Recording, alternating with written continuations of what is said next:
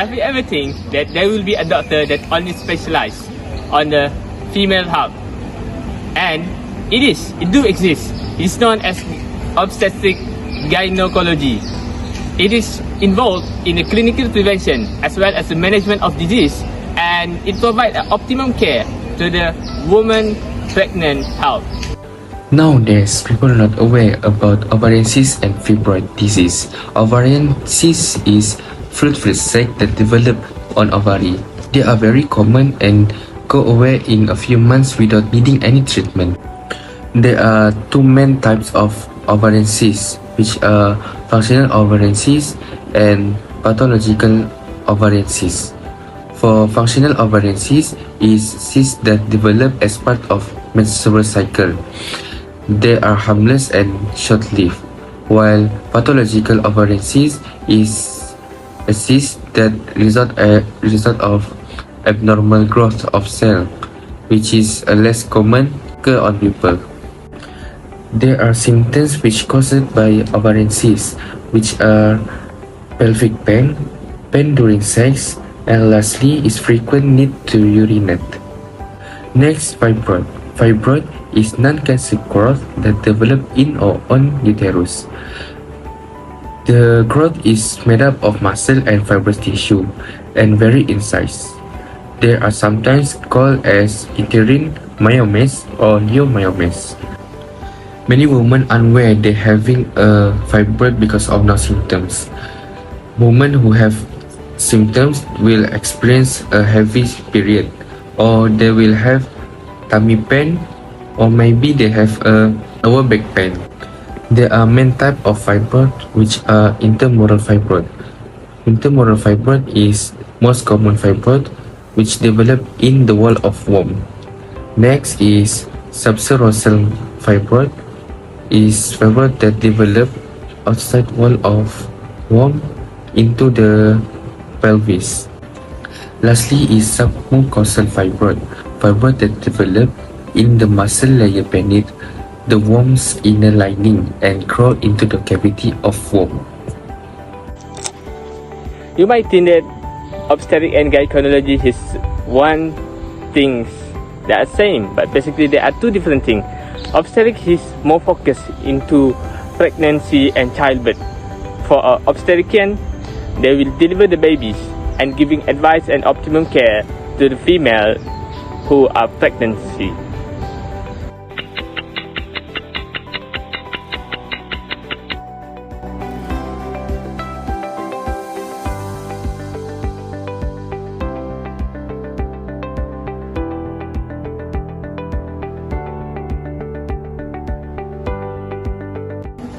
UB3, we will meet Dr. Karen, who is specialty in obstetric and gynecology. She works at KPJ Typing Perak. Then we make an appointment with her so that we can get more detail about her career.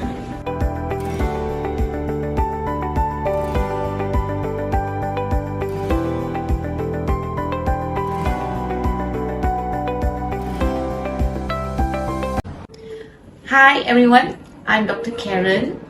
I'm an obstetrician, gynecologist and a lactation consultant. I am currently working in KPJ Taiping since the last 5 years.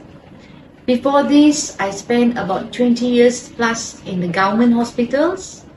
I have worked started off my career in Teluk Intan. I've been in Ipoh Hospital. I have been in Kota Baru UUSM Hospital. And then I was posted to Taiping General Hospital, and since the last 5 years I am now working in KPJ Taiping as an obstetrician, gynecologist and a lactation doctor. What is your current work role? Okay, my current work role currently is I deal with only the female gender, that means only ladies, because being a gynecologist, an obstetrician and a lactation doctor, these are all problems related to ladies.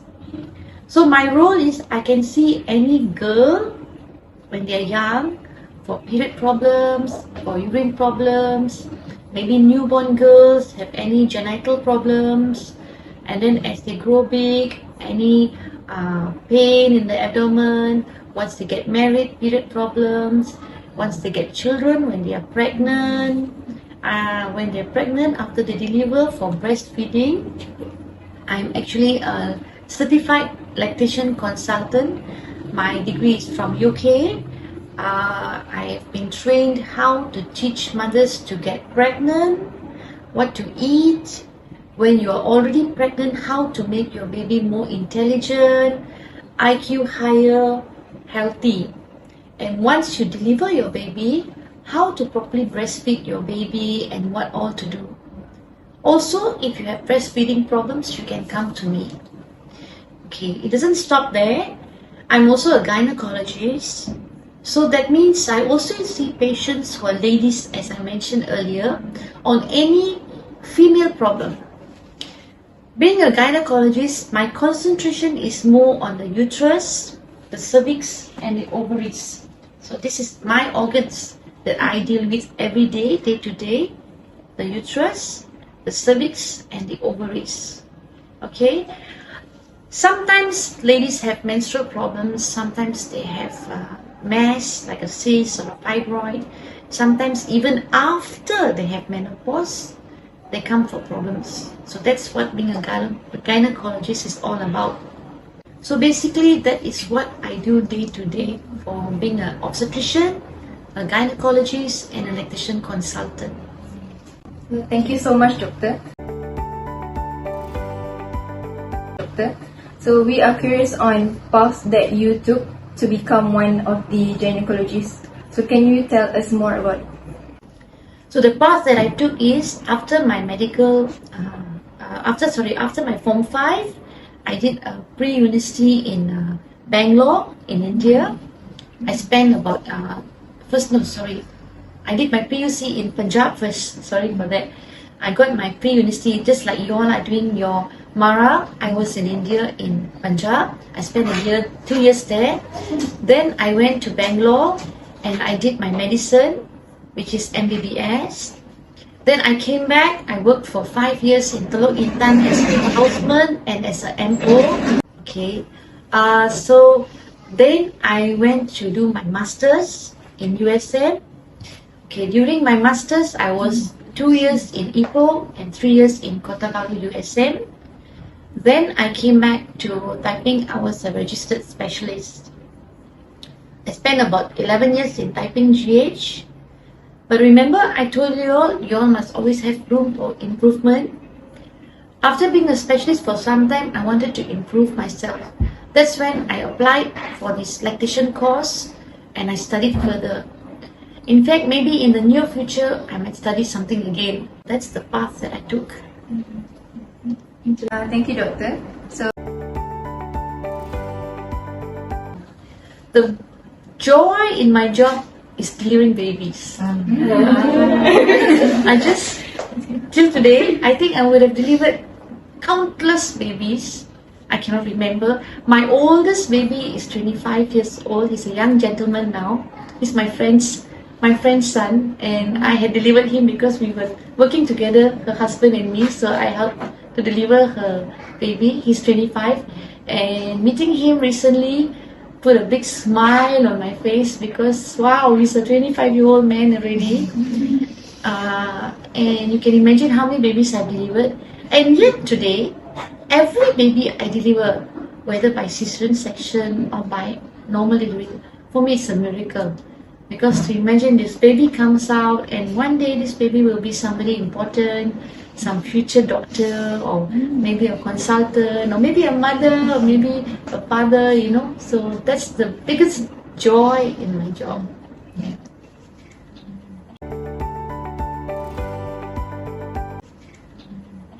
the next question is, what is the most challenging aspect of your role?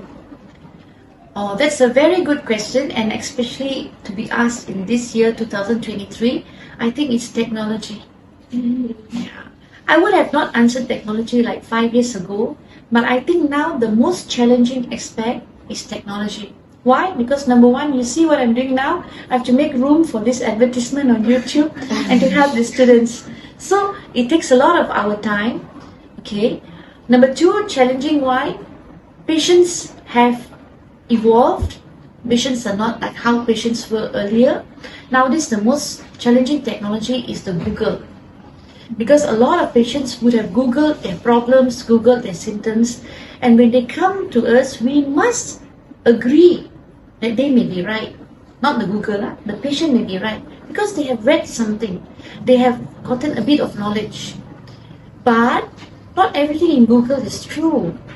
So the biggest challenge is actually trying to explain to the patient in detail. That's why you see we have all these gadgets and drawings and explanation and experience to explain to the patient that fine, what you read is true, but these are reviews by people. Okay, you must not compare reviews by people in Google with doctors' experience. So that is one of the, I think, most challenging things in today that I face.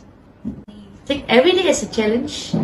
I enjoy any interesting cases that come to me. I try to solve patients' problems. Okay, so this you were interested in a job like this one.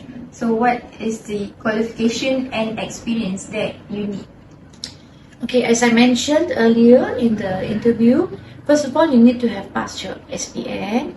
Okay, then you need to do some form of pre-university, either be it you do your MARA studies, or either you can do foundation like my second child, my daughter, she's doing foundation in IMU now. And then, or you can do something overseas, you can do A-levels, you can even go overseas and do a pre-medical education. Once you have passed that, then you need to get a seat in a medical college or a medical university. Now, I feel the most important challenge is this pre-university, because that's when you have to do really well and you get a medical seat. Once you get the medical seat, it doesn't guarantee that you will be a doctor, because it still again challenges every day. And once you got your medical degree, then you will be a doctor, a houseman in our country now, Malaysia, we are called housemans. Now, at the moment, since the last few years, housemanship is not easy. I know recently they had the Black Monday and all that. Well, I feel these things will come and go. It's been there for years. But as a houseman, it's actually you have to prove yourself now. After studying and getting all those degrees, now you have to prove yourself because you are face to face with patients. Empathy, whether you can manage to be a good doctor or not, you can retain your knowledge, you can improve your knowledge, and you can be dedicated. Thank you, Doctor. So the next question is, what are the things that you wish you knew before becoming a gynecologist? What are the things I wish I knew before becoming a gynecologist? Wow, that's a tough one. Well, I used to think, actually, honestly, I never wanted to do ONG. I wanted to be a pediatrician. But I think I'm happier now. And I wish I knew that actually ONG is not that stressful as people say. It's all your mindset perspective.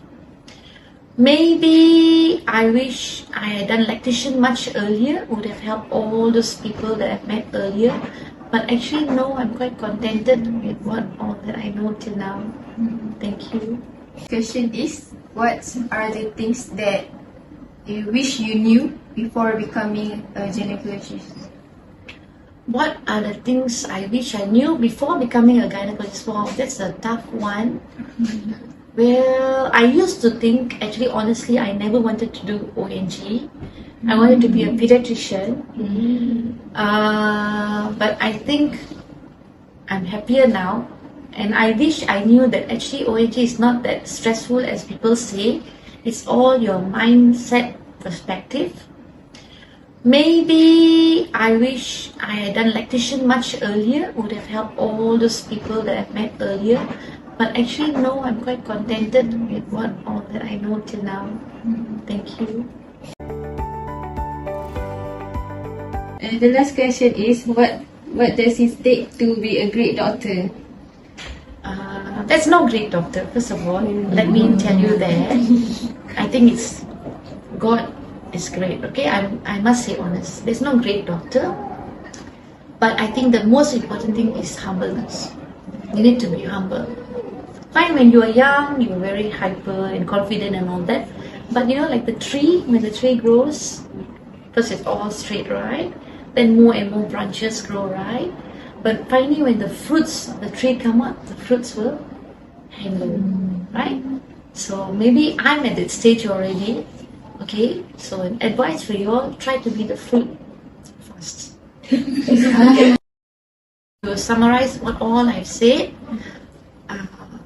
first thing you must ask yourself, why do you want to become a doctor? There's two reasons I think why people want to become doctors. One is they want to become rich fast. That's usually now the more important reason. And number two is some people generally want to help others. Okay, if you want to say you want to become a doctor because you want to make money, I think that was never in my mind. I never in my life thought I would go to private. I was a true government servant, dedicated government servant. But due to certain medical reasons and personal reasons, I walked out of the government. In fact, I walked out very late, in my almost near 50, late 40s only I walked out. So if you want to make money, don't think in a medical line, then go and find another job.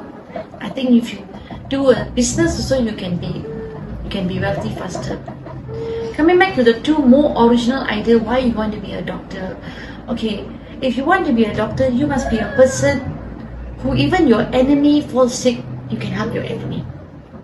You must have that kind of attitude. If you're going to have that attitude that no, I don't like that person, or that patient is too bossy, I don't want to treat, then you won't do well. Yeah, you must have the genuine thing inside you that you want to help others. So start with your family and look around. Are you the kind of person who actually helps your neighbor, in your classroom, your classmate, your family? If you are genuinely made like that, you'll be very successful. I believe that. Otherwise, don't make a mistake. It's still very early in your career. When I was a consultant in the Taiping GH, I had a lot of students. I used to educate students from the Penang Medical College. I had some UniKL college students coming. I used to tell them, that you see a lot of money is invested in making you doctors, whether you all go from parent scholarship or government scholarship. Don't waste it. So make a good decision early. Really dedicated to become a doctor or not. If you're not dedicated, you cannot put in hours, please find another career.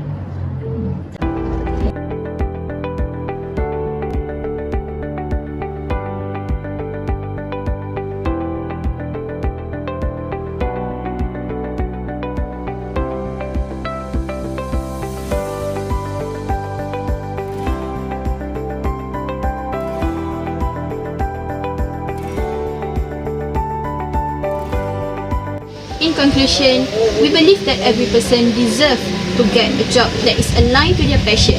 This is because passion is the strong foundation that keep people going even though they have to go through a lot of challenge and hardship before achieving their dream job. We understand that working in healthcare can be quite challenging and tough, but it also can be one of the most fulfilling and rewarding job if you really pour your heart into it. As a student, we need to be compassionate, and patience and hard work is a strong virtue that we need to install in ourselves in order to achieve what we dream of. We are truly grateful to have such an opportunity to meet great doctors such as Dr. Karen. She motivates us and gives us an amazing view of what we're going to be in the future. Through this project, we also learned a lot of things such as teamwork, communication, leadership, and also time management. I think that's all from us. Thank you.